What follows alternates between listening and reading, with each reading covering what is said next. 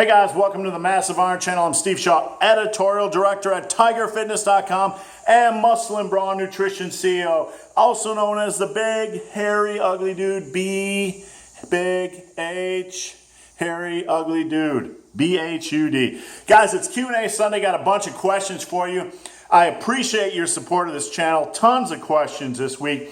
If you, yes, you have a question for the Big Hairy Ugly Dude, check out my Q&A link below. Come on over, post your questions. I answer every question posted.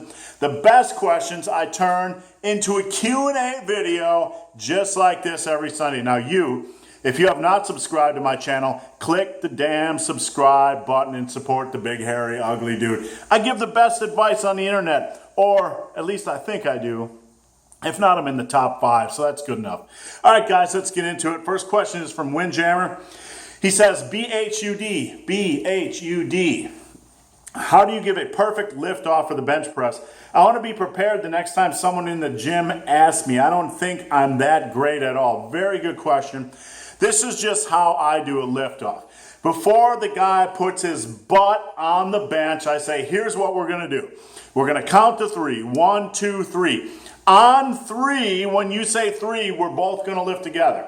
So I lift like this, boom. Now when I have the bar over his chest, I wait until I kind of help him ease it over to that sweet spot. I wait until it's steady and then I slowly release like that. That's what I do. Now from that point, when he's benching, I watch to make sure that he doesn't do anything stupid or ridiculous. So the bar doesn't slip off his hands, end up on the, the old neckarooski, anything like that. When it comes to racking, when he's done with the set, I either pull it in like this, pull it in, or I get my arms under if he failed and try to lift it up and get it back in. But the real important thing to remember is that you have to communicate. I say, look, on the count of 3, we're going to lift off. 1, 2, 3, and then I just kind of feel it a little bit to make sure he's got steady. Then I slowly release. You don't want to just jerk. You don't want to risk just putting a little jerk action in the bar. No one needs a little jerk action in the gym because that might get your gym membership revoked. All right, guys, next question is from Mike W, M-I-C-W. He says, hey, Big Hairy Ugly Dude, Big Hairy Ugly Dude. Start off with, I'm 46, been lifting for 2 years and making the gains. Good to see another 40-plus lifter smashing the iron. So I've been pushing squats for the last year and wanted to squat more than 1 day a week. But the next 4 days after leg day, my legs are sore. I know, quit being a pussy, but really. Day 3, day 4, the DOMs are still rocking. So Mike wants to know, he wants to squat more frequently, and he wants to know how to do it. Look, here's what you need to know. There's a triangular system. There's volume, intensity, and frequency. When you increase the volume, you have to decrease the intensity or the frequency. The intensity is the weight relative to your 1 rep max.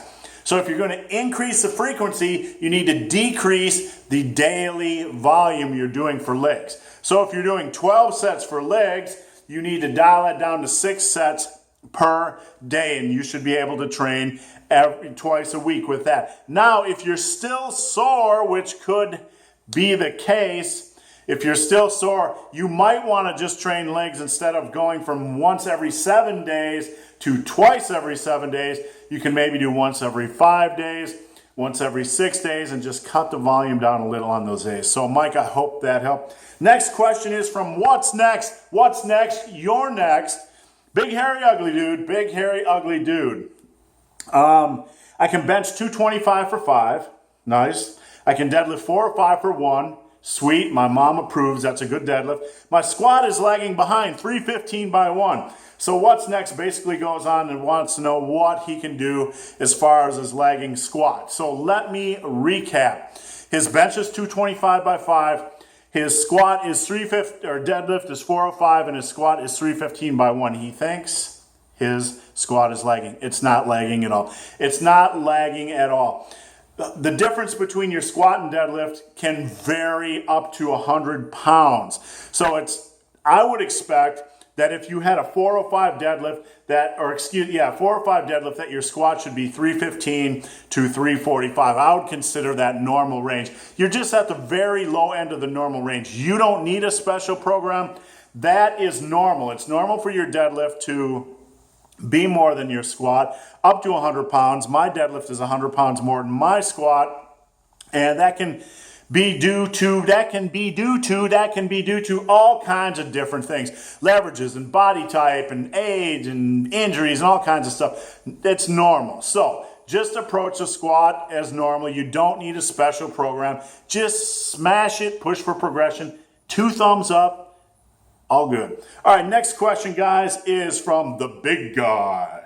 The big guy says, Steve, I'm 17, have elbow pain for a while. Any tips? I cover it with elbow sleeves while training. So the big guy is 17. He's getting elbow pain, and he wants to know if I have any tips. First off, if it's not elbow tendonitis, you need to go see a doctor. That's what you need to do. Odds are, when 90% of the time when somebody comes to me and says, hey, big, hairy, ugly dude, I have elbow pain, it's usually right there. It's usually elbow tendonitis. There are some things you can do to curb, to reduce, to cut the amount of pain you're feeling from elbow tendonitis dramatically. The first thing, you need to get lifting straps or VersaGrips, and when you're rowing, you need to use them for all back exercises, because the more you grip, and this is especially prevalent with back exercises, the more you grip, the worse your elbow tendonitis is going to get. So when I strap those VersaGrips in, I just relax that thumb a little bit, relax that grip a little bit, and let the VersaGrips do the work. You can lift heavy ass weight, and it will reduce the pain from elbow tendonitis. Another couple things, reduce your arm volume by 33%. Don't do as much arm volume. On bicep day, don't do straight bar curls. I find they aggravate elbow tendonitis. For triceps, if you have elbow tendonitis, cut out skull crushers. Cut out skull crushers and do a different tricep variation. You implement all these tips, and there's a good chance the pain you're feeling from elbow tendonitis will rescind a little or a lot. A little or a lot. It all depends. All right, next question is from Steve Rogers, Captain America. All right, Steve Rogers, Captain America, says, hey, big, hairy, ugly dude, it's a good idea to work with a weight I can do 3 sets of 5 with until I can do the same weight for 3 sets of 10. So this is kind of old school. I believe Mr. America Steve Reeves did something like this on the Muscle and Brawn forum, which is my site. Come on over to Muscle and Brawn and join the forum. It's the best forum on the internet, period. So we had a program on Muscle and Brawn where it was an old school Steve Reeves-ish, I like saying that word, a Steve Reeves-ish 3x5, I think it was a 3x6 to a 3x12. So you'd start with a weight 1 week, and you do 3x6 3 times a week, like on squats, or 2 times a week or whatever. And then the next week you'd use the same weight, you do 3 sets by 7 on each training day. Then the next week 3x8, you progress to 3x12. Is that a good method of progression? Absolutely. It's a rock solid method of progression. Any method of progression in the big, hairy, ugly dude's eyes, any method of progression is a good method of progression because it gives you a focus. Too many of the bro skis and the gym skis don't have a focus on progression. If you have a focus on progression, whatever that progression scheme is, 2 thumbs up from the big, hairy, ugly dude. All right, next question is from Frodo. The ring must go to Frodo. Sorry, I got the ring, Frodo. See that? The ring must go to Frodo. Hey, Steve, I've just discovered my 45-pound plates are only 15.5 inches diameter when the standard Olympic is 17.7, so he's been pulling from a deficit from about an inch, 1.1 inch deficit for quite a while. Should I look to purchase 2 standard size plates to set the bar at the correct height or continue to deadlift? Hey, the big, hairy, ugly dude, when I first bought my home gym, I bought a bunch of 45-pound plates, and I little did the big, hairy, ugly dude know that these were only about 15 to 15 and a half inches. So I was pulling from a deficit for 3-4 years before I figured it out. So there's a couple things you can do. If you can't afford a full-size set of plates, you can get some blocks. Get some blocks. Just get some blocks. And that's what I did. I pulled off blocks.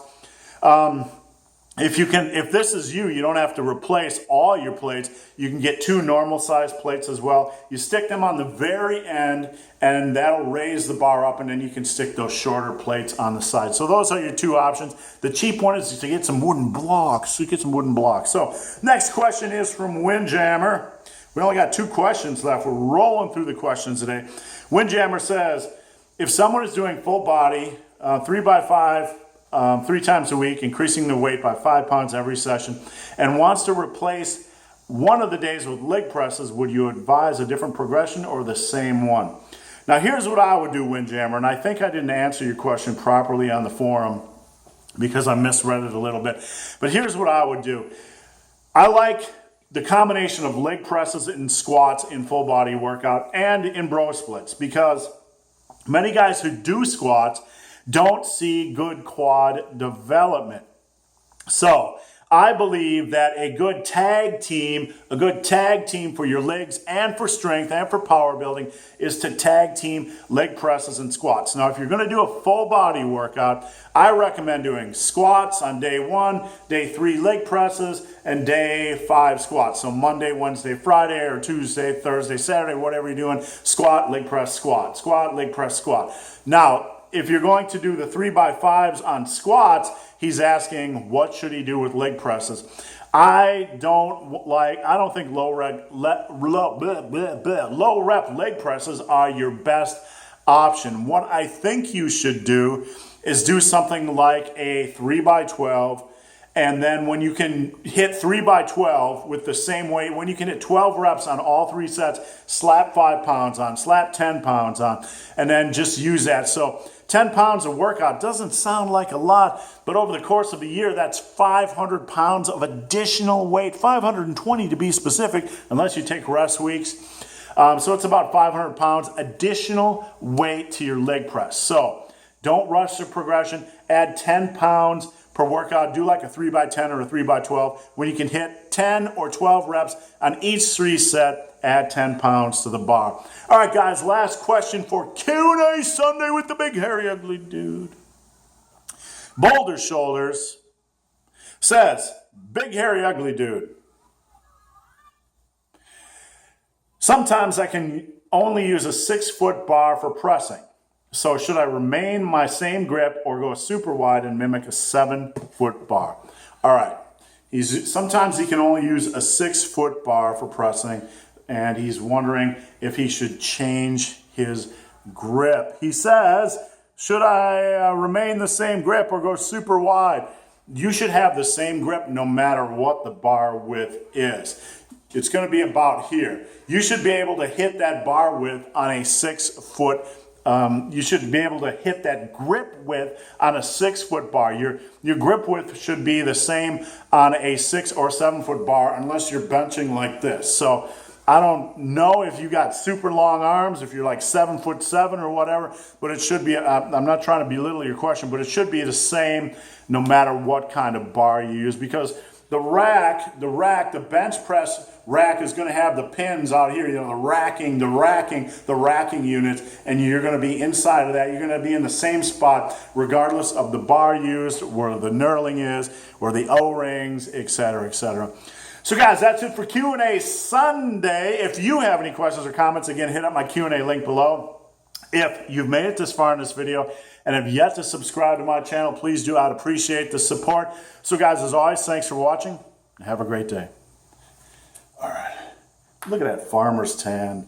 That's a legit 19-inch arm. No, I'm not. 12% body fat, but it's still a big-ass arm. I actually lift.